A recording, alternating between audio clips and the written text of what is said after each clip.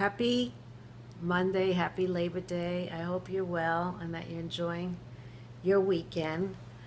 My pearl of wisdom today is something from my mentor, Jim Rohn, rest in peace, no longer alive with us. I loved him and I learned so much from him. He tells a story how one day he met a man, and that man told him that he goes fly fishing every year. And he said to Jim Rohn, I've got another 20 years for sure. So Jim looked at him and said, how old are you? He says, I'm in my 50s. He says, how often do you go fly fishing? And he said, once a year. So he looked at him and he says, if you're going once a year and you're in your 50s, you have about 20 more times, not years. And here's the message that I took from that. For all of you that still have a parent, an aunt and uncle, a loved one that's not young anymore, remember, if you go visit them once a year, then how many more times do you have? I remember I was flying once to Israel, and I met this tall African American. He looked like Magic Johnson, was sitting on the plane. He was like 7 foot, and I'm 5'6", 5'7". And we're talking, and I told him I'm getting a connection, and then I'm going to Israel.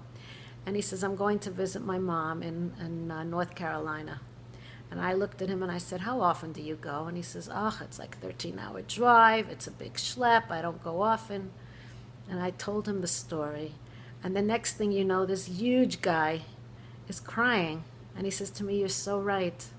I said, you're complaining about a 13-hour drive. I've got a 13-hour flight, plus another flight, plus $1,000 plus ticket.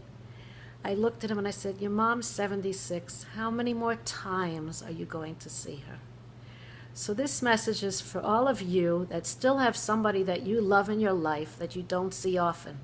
If you live in the same building as your parents, then it's how many more years.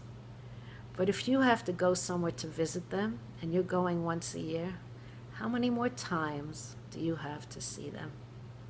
Think about it. I know it's a heavy one, but it's true. And don't ever look back and say, I could have and I should have. Pay attention now to the time and what you have in your life now, and enjoy it as much as possible. Make that effort. Make the trip. Make the call. Make the Skype. Make the FaceTime. Do whatever you have to do to make a difference in your parents, your grandparents, your elderly aunts and uncles, whoever those people, your godparents, whoever they are. Show them your love now while you have them. God bless you. Bye for now.